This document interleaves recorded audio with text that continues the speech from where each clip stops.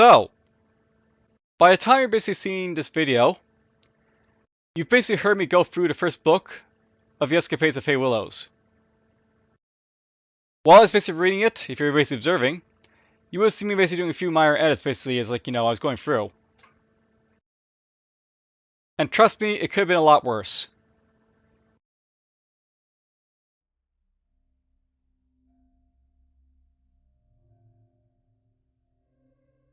I'll note that this is actually going to be my third read-through of the entire series of Escapades of Fay Willows.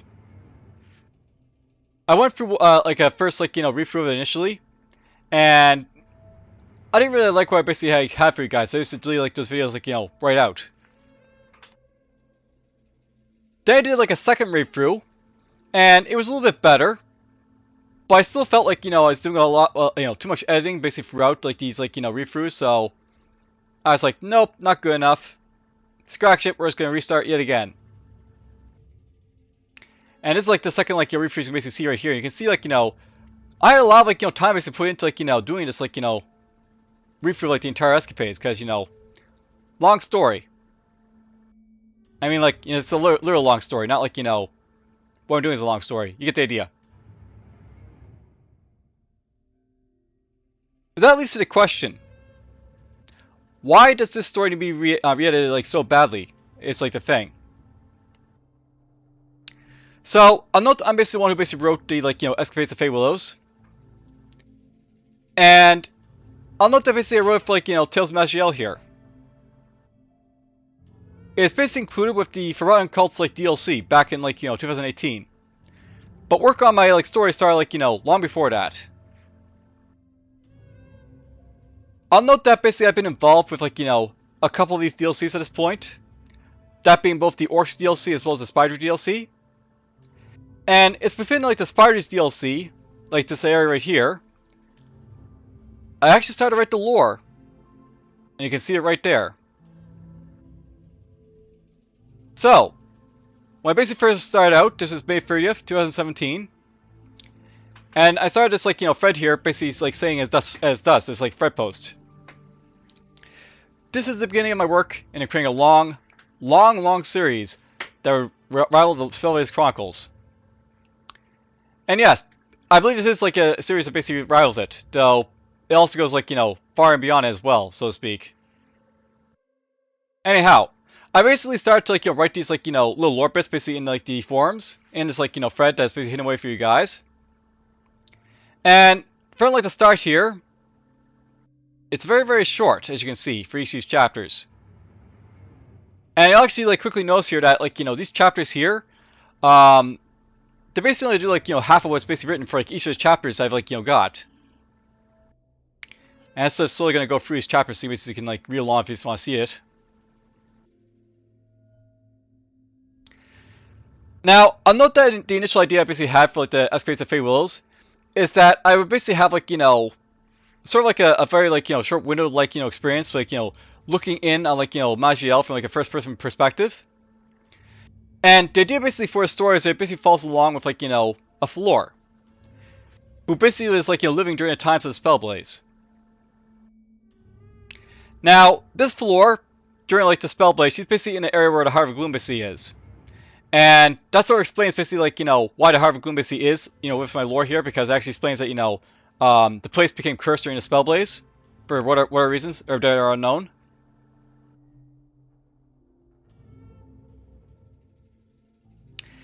Now, I'll note that basically what you're basically seeing right here is basically a rough draft for the most part. And by rough draft, I mean in the strictest terms, this is a rough draft. The idea is, that I basically have for this lore, going forward here, was basically I wanted to sort of have, an intro that basically could be a starting point for the Menders lore. The Menders being introduced with the Embers of Rage campaign in the Orcs, DLC. Now, I'll note that basically this didn't actually turn into that sort of lore. It became its own thing. Revolving around a cursed forlorn who basically wanders around during the era of the spell hunt. And it basically gives you a first sight look still, but it was basically more less about how devastating the Spellblaze visually was. And what sort of basically happened during the events during the spell hunt.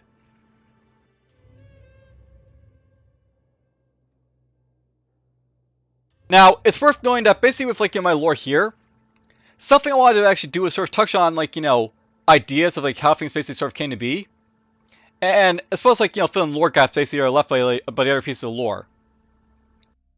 I'll note this is basically like heavily influenced by say like the Chronicles of Spellblaze, but also other lore pieces like My Salvation. It's basically influenced by some of the lore that basically like relates to like the halflings and like the humans a little bit as well.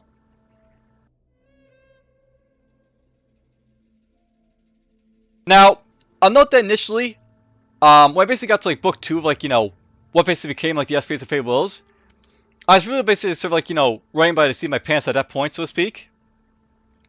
I'll note that the first book I basically had sort of like a general idea of like what I wanted to basically do, like I wanted to have like this floor basically go down to the shoreline lands, have a look around, and then like basically start exploring like the world, like seeing like what's basically going on. But I basically like decided at some point that I was not going to like make a sort of story for the members like that, so it just became like what this basically is right here. And another way I basically got to the book 2, I basically decided like by the point I was basically writing that point of the book, that I want to basically sort of write the lore to sort of like elaborate basically about like elements of the lore that's not really touched on.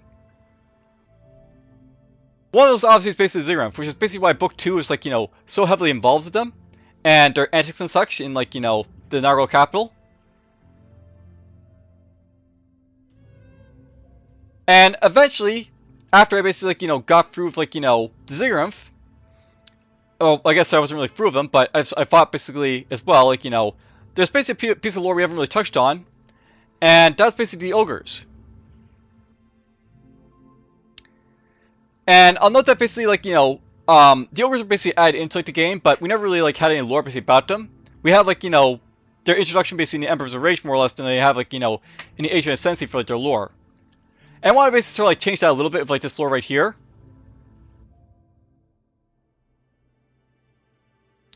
Now, I'll note that basically at this time, Dark God was actually like doing like the Forgotten Cults DLC, which is basically why it's basically like is like part of that DLC.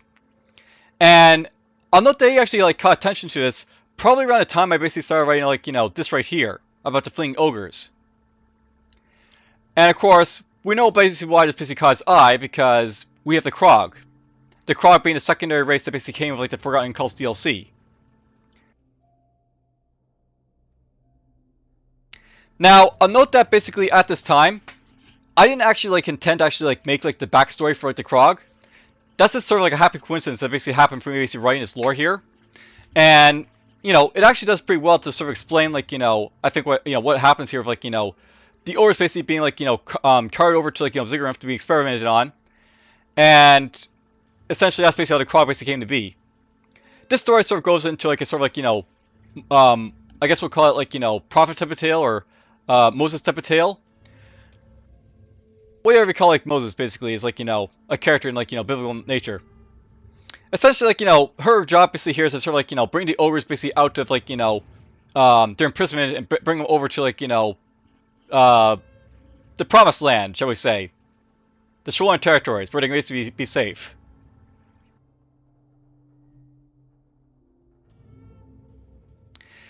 Now, I'll note that basically, initially I didn't actually have any idea of like what's gonna basically do with like Fay here, but I decided like at some point that she'd be cursed, and it's basically like around this time like it's basically around like chapters 13 and 14 that she would be cursed. And I know that people like to say that she's basically very much a Mary Sue, but they don't know the half of it really. And I mean that like in a sort of like shall I say take take at me more than like than at them for the most part.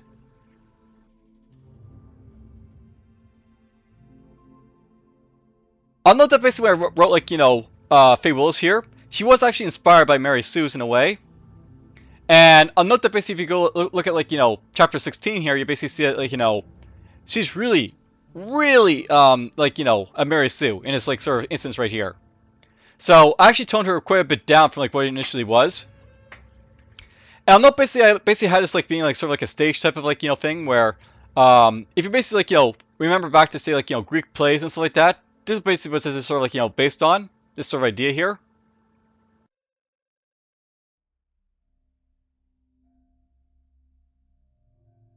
Now, I'll note that basically after I basically finished writing, like, this lore, I also went into, like, making, like, book 5. And I'll note that book 5 was actually, like, very much separate from, like, the rest of the lore here. But I'll note that basically for, like, the first 4 books, they're basically all, like, sort of connected to each other. And you can basically see, like, why they're basically connected. I basically had, like, a rough draft of, like, what I was basically going to do with, like, the events here. And I'll note basically if you're basically reading along here, you basically see it's, like, not really fleshed out. Fleshing this out basically came a lot later on. Like, even after I'd written, like, book 5 for the most part. I basically, like, finished, like, writing these chapters here for, like, the first, like, 4 books. And then, like, I wrote, like, the next book that basically came after this. And then during that time, I decided, like, I was going to basically combine, like, all of these books into, like, 4 different books, basically as a result. And, like, the next book basically came as, like, 5th book basically right after. You'll see what I'm basically about to say, like, about that in a moment, but we'll get to that in a moment.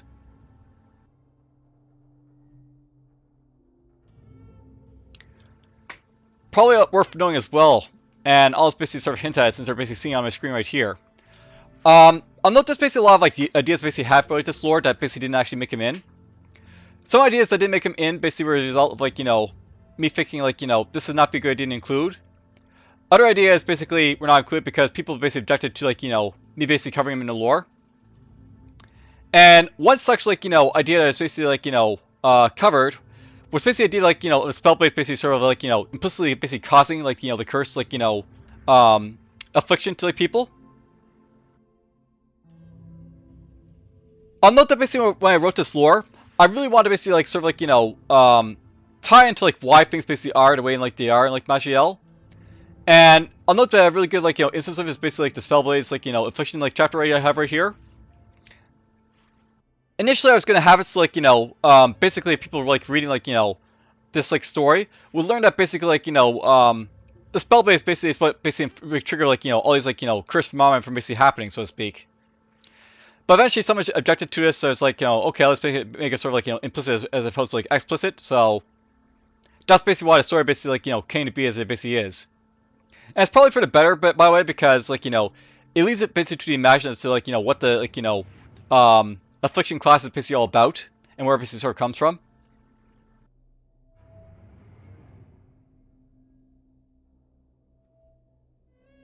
And I should probably actually know as well, by the way, part of the reason that Faye's basically cursed is because we didn't really have, like, a story about cursed yet. Like, we basically had, like, Beth Cruftar, who was basically, like, in a lumberjack village, and we see, like, Alun, the, like, fallen Sun Paladin, like, later on as, like, a backup guardian for Trollmeyer. But we didn't really, like, have a, like, a real story basically about cursed. Like, there's some backstory about, like, the cursed character basically playing, but, it doesn't really explain anything about, like, the cursed basically themselves. It has, like, a little bit maybe about doomed people, but not about the cursed.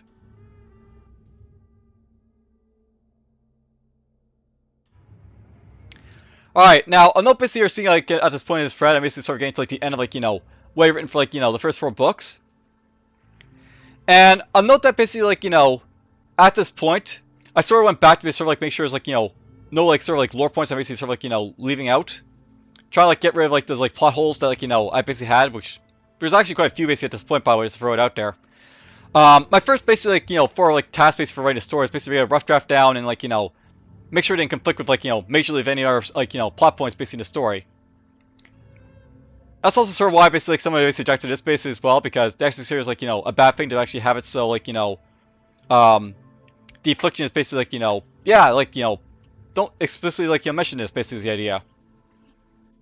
By the way, part of the reason I was basically explicitly mentioning it is in my story is because, like, this is basically the Shalor, like, area where this is basically being read.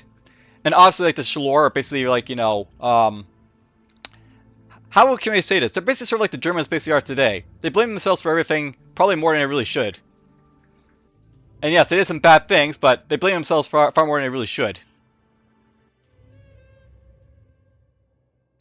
Alright, so, now, I'm not basically after I, like, wrote this story. One thing I basically noticed is that, like, I had, like, 22, like, different chapters here. Har har. And I decided I would actually, like, go about, like, basically, like, make these stories basically into, like, bigger chapters. And this is where you actually start to see, like, a little bit more, like, the sort of chapter structure I basically had, like, going forward for, like, what basically would actually be like in like the actual like game right itself. You notice as well, I basically have like the names of the chapters basically up here. So have like the devastation of Spellblaze for like book 1, chapter 1.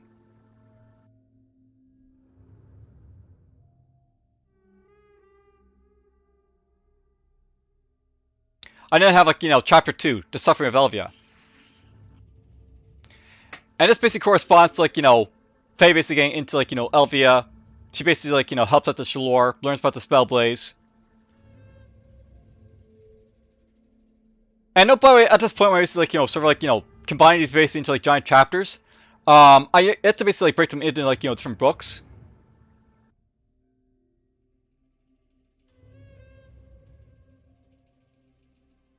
No, basically when I was basically writing a story at this point, essentially the idea of like combining these like chapters basically sort of like have this sort of idea of like what they basically really need to look like in game.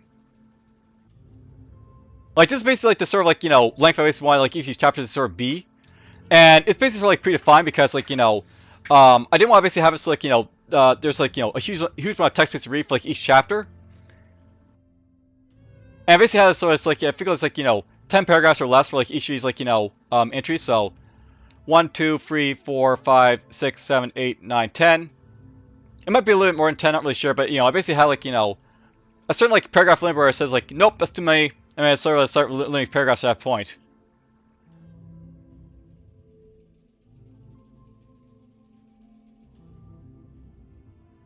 And some of these like chapters basically end up shorter as a result of that because, um, I basically didn't have like enough like writing basically to sort of throw in there. And it's worth doing by the way because like I didn't have enough like, writing for like some of these like entries. It actually like sort of made me think that I should probably expand on them. And when we just got around to expanding on them, I was like I should expand even further. And of course I got to like more and more chapters being like added as a result.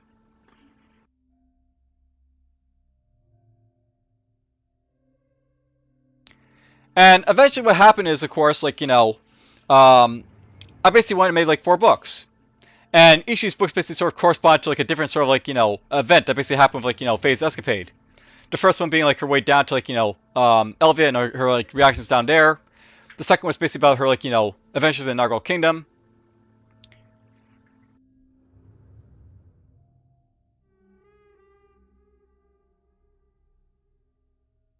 The third, of course, is basically like, her interaction with the ogres. And like, the ensuing battlefield that basically happened against the Ziggurat, basically in the aftermath of like, meeting them.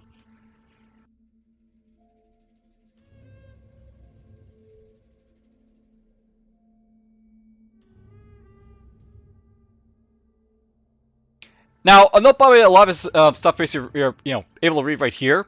Note that this changed like dramatically, basically from like what I basically had like in the original story. I'll note that basically everything I have here is basically like the rough draft, basically for like what the story basically would be. And of course, basically like, I changed a lot basically as I basically went forward with it.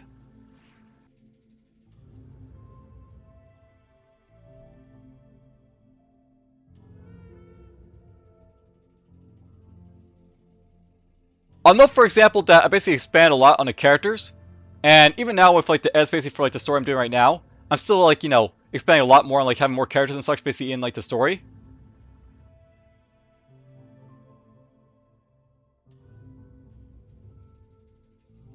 Though I will note by the way, like some bits basically like didn't make it to like this is like the final copy that basically went to like Dark God. Looks like this giant Herc.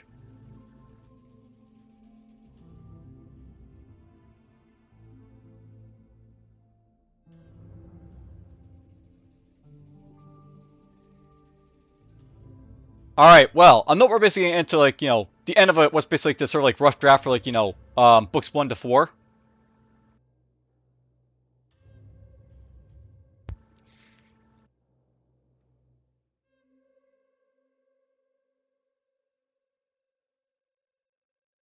And right after we basically get to like, these books here, right through them.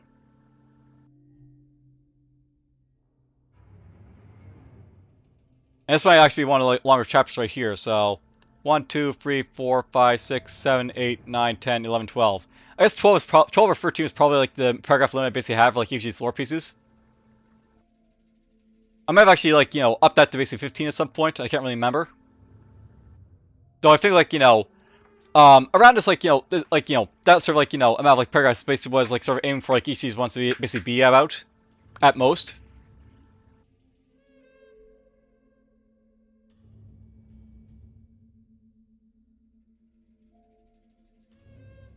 Now, I'll note that the original story I basically wrote, I didn't actually have like sort of like a 12th chapter down here or like, anything about rebuilding anew. It is sort of like anyway like the Festival of Happiness. And part of the reason I basically like added like, the 12th chapter for like, this initial rough draft and like the book like, that basically comes after this, is because like I didn't really have like a sort of like action heavy like, battle type of like, fiesta basically happening of like, the end of like book 4 or like, the end of like the story. And it basically is like, you obviously have like a good climax basically in your stories when you're basically like sort of writing them. But the climax basically happened like in book 3 for the most part. So book 4 is basically sort of like, the aftermath basically, so to speak. And so obviously I have like book 5 not only basically sort of like, have a, like a much more like action finish, pack finish, so to speak, but just to make it a little more like, lively basically for like a, entertainment to basically read. Well, I really shouldn't say that. I basically wrote book 5 more so for myself than like anything else.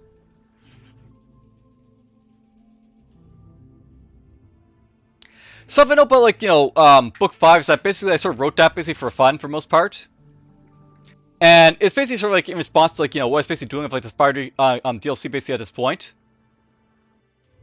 I'll note that necromancers are actually like, something I was actually writing about, specifically during like the time of like, the Spider DLC.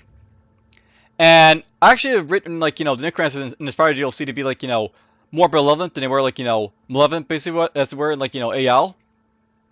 Essentially the necromancers in like, the Tales of Maj'Eyal, like, Age of Insanity and Embers of Rage, they're basically this evil, or at best they're like, neutral, I guess, if you want to like consider like the orcs. But in the Spider DLC, I want to basically make it so like, the undead were basically more like, useful tools that were actually beneficial to like the Spiderkin.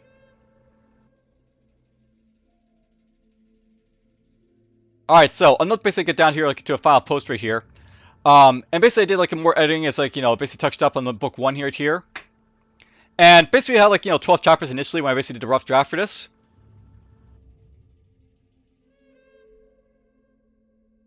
Now, these 12 chapters, once like, Dark God looked at this like, piece of lore, it's like, yeah, I want that to basically go into my game.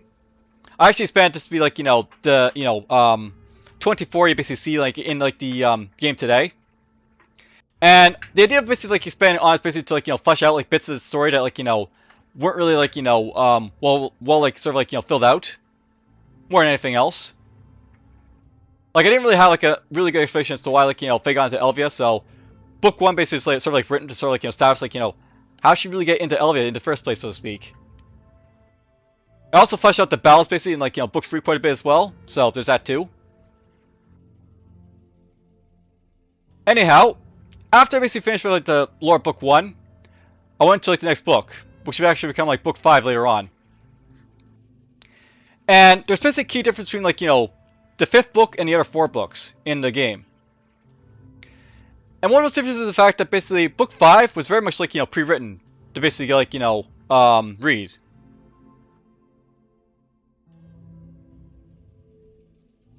Reading through these like, pieces of lore right here, you notice that basically I got the same titles, and I have a lot of like the same like sort of events basically happening within like, the story that's basically here to what it basically came in game.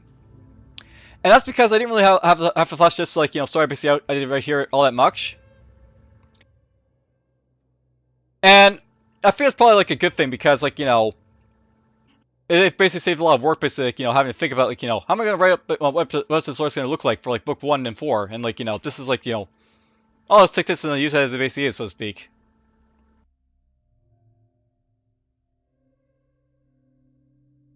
I should probably know as well, by the way. The first books were actually very much like, inspired by like what was basically already in the game. But book 5 was very different. And that was basically inspired by like, what I was basically playing like, of other games at the time. And I'll note that, for example, book 5 is actually inspired by like the Hum series or Heroes Might and Magic series, where basically you have like fancy armies basically battling against each other, including like the undead against like humans, for example.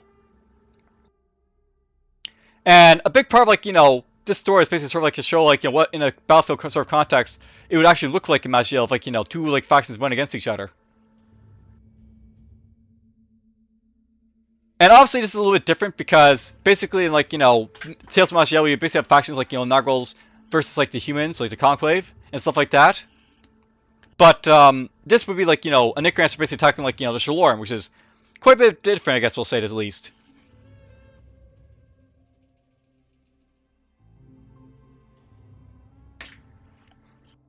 And I don't know about just like Necromancer basically writing about. Part of the reason I basically made this Necromancer like so like despisedly evil, I guess we'll say, is this for a simple reason that like I want him to really be like how can I say this, like a foil to basically what you basically see the Spidery if that like DLC ever came to be, which it won't unfortunately, but basically this would be like the foil that basically like demonstrates like how evil the Necromancer basically is for like Maj'Eyal, versus like how the Spider basically like or Spider can basically like view their like Necromancers and like how benevolent they basically are basically towards like the survival of like the Spiderkin and like Spider itself.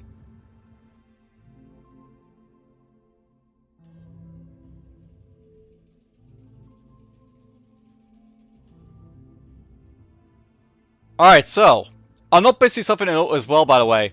I did expand a little bit basically on like the fight part of like book 5. Initially I had like powers of death here, and I didn't really have like basically anything that's sort of like involving like a chapter 7. It just went sort of to chapter 8. So this is basically sort of like expanded on to sort of like show how evil like the Necromancer basically was, and stuff like that. Like we used to have like hey, you beat them, and you're basically like frozen ice, and you get like surrounded and stuff like that. But Necromancer like comes around and says like, oh yeah, you're nothing, I'm just gonna beat you down, and there's like no like playing with like Fay in this like version right here.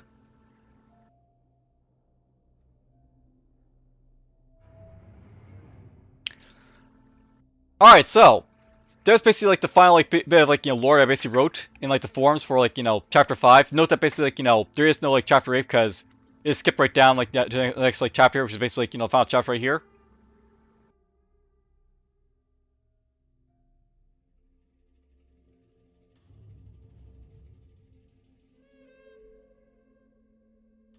Alright, so I'll note that basically after I basically got all that lore basically like more or less basically like sort of rough draft and like basically out of the way, I fleshed it out basically in like I guess the development area that basically was set up for like Forgotten Cults. And eventually what would happen is like the lore basically like sort of submitted to like Dark God would actually like go into the game. But the thing about that lore is that basically like what was basically submitted was basically more or less the first copied and like an edited one. And I sort of like didn't realize that basically at the time. That's basically submitting like the final copy as opposed to like what needed to be a final copy. So I'm not basically at this point. I'm coming back to basically do like the edit basically to sort of like get basically like this all like edited and out of the way. So it basically is like worth for like reading for like people like viewing it in game. All right, well, this is a little bit of like an introduction basically to like some background on like where the lore basically came from and what I basically like went through basically writing it up. I'll probably jump into like explain a little bit about like some ideas basically have for lore basically in the next video if I get around to it. But for now, take care.